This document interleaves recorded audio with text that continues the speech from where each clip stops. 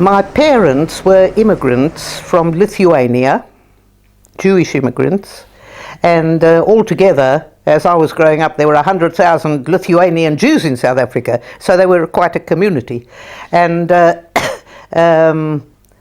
Jewish people did textiles, sewing and whatnot. And my father had a very small little factory producing clothes. And he went bankrupt in this big slump in 1929. I was born in 1922, so in my youth we were absolutely poverty-stricken.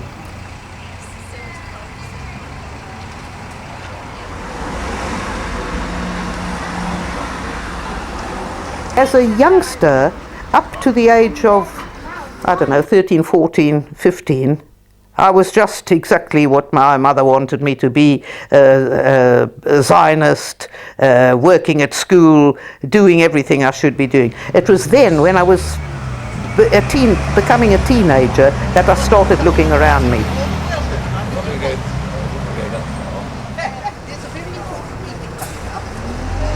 My main memories now are about the black and white situation in South Africa.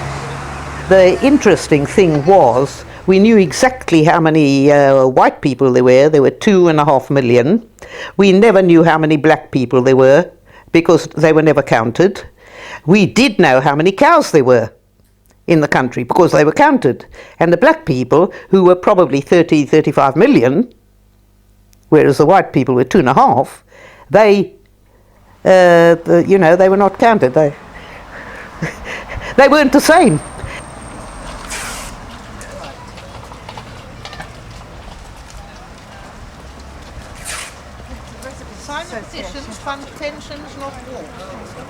You would read also the things that happened in the town. An accident, somebody killed in a car accident, let's say, or some sort of accident.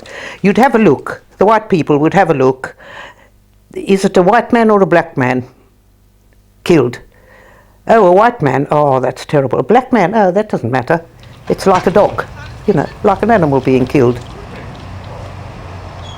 I remember particularly reading about an accident, and in my mind I thought, oh, black man, well, that's, and I thought, good heavens, it's a man, it's a person, and whether he was black or white, that should be immaterial, but isn't. It is the main factor. What actually made me look around at the time was, in fact, what was happening in Germany. Hitler. The Jews were being killed and put into concentration camps and so on, and that was what affected me. I remember reading the newspapers at that time, and every newspaper was an absolute disaster. Another country conquered, another Jewish population, going down the drain. And that reflected itself in my attitude to the blacks.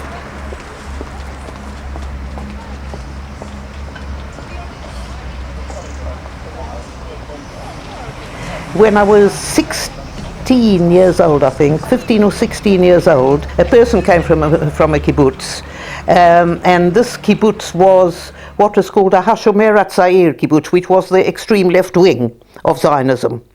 And she described the kibbutz, and to me it sounded absolutely wonderful. Communal living, everybody working, everybody putting in, and whatever comes out of the production goes towards everybody, and so on. And so I became a Zionist socialist.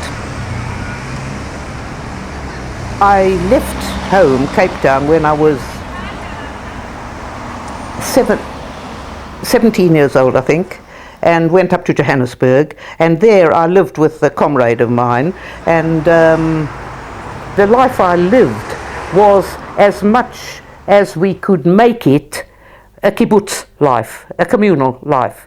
So we managed to get a sort of farm-like place where we lived, where we could live for periods of time, and we helped build a well there, which we could also swim in.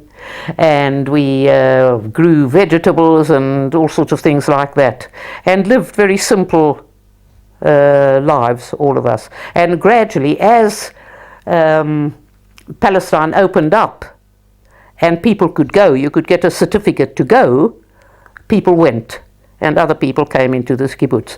So my turn came when I was 22, and I got a certificate, and I left. When we got there, we joined a kibbutz, which is a Hashomer Sa'ir kibbutz, up in the Galilee. And the first thing I heard when I got there, the kibbutz, the first thing I heard when I got there was that a few weeks, 3 or 4 weeks back, there had been a dramatic incident.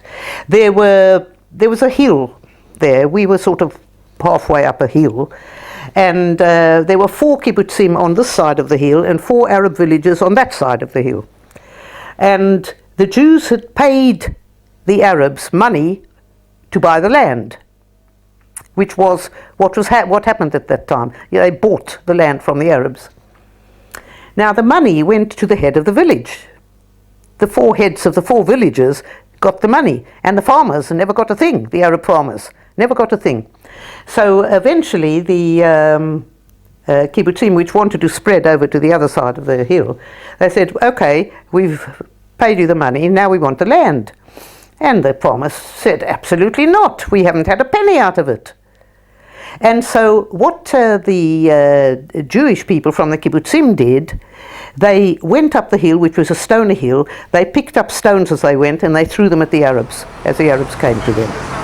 And when I heard the story, I was really horrified.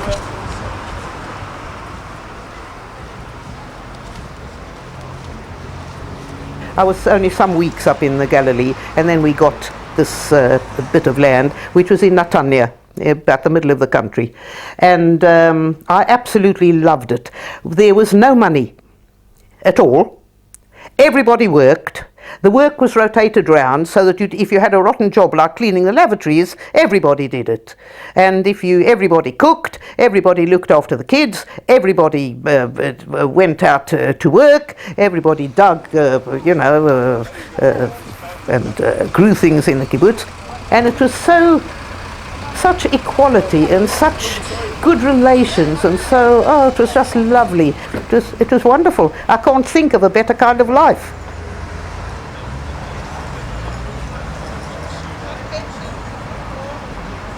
I saw the conditions of the Arabs, which were very different from the conditions of the Jews. And the Jews, young Jewish men would go to Arab markets and sort of, throw kerosene over them, and so they couldn't sell their eggs and so on. I saw what was happening as far as the Palestinians and the immigrant Jews were concerned. And I became an anti-Zionist. So, that was the way it happened. It happened in a gradual manner, but the gradualness was very quick. It was only a matter of weeks or a few months.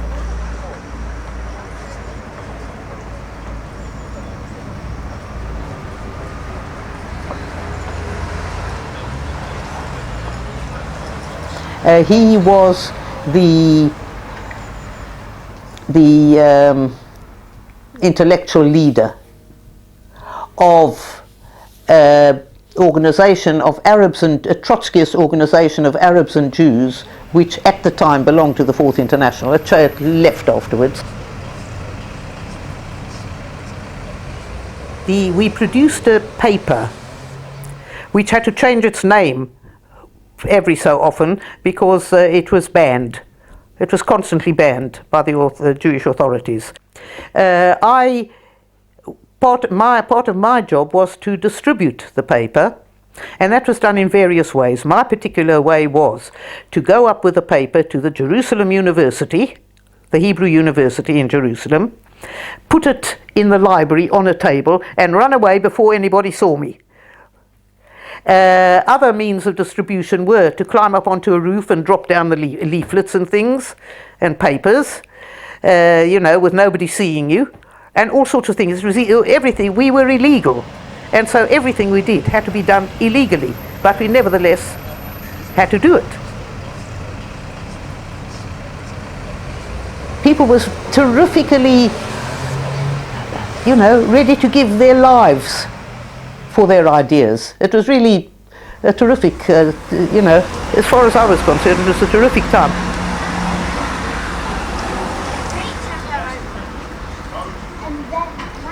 My partner was writing books and so on.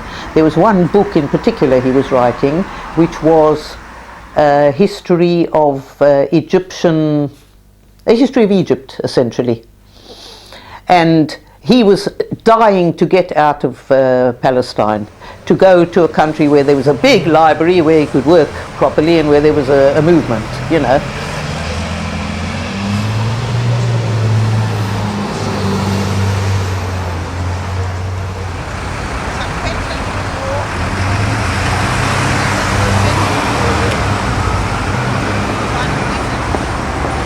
We went to England, and when we came to England we joined up with our comrades over here, a Trotskyist organisation, which left the Fourth International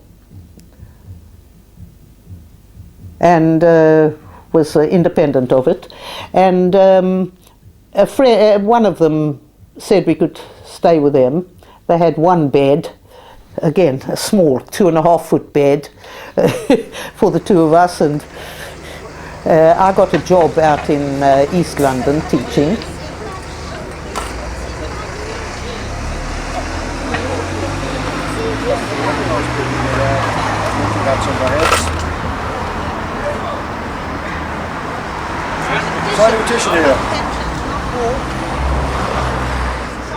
We built up an international socialist tendency, and that was the organisation which we created, the International Socialist Tendency, which now is called the Socialist Workers' Party.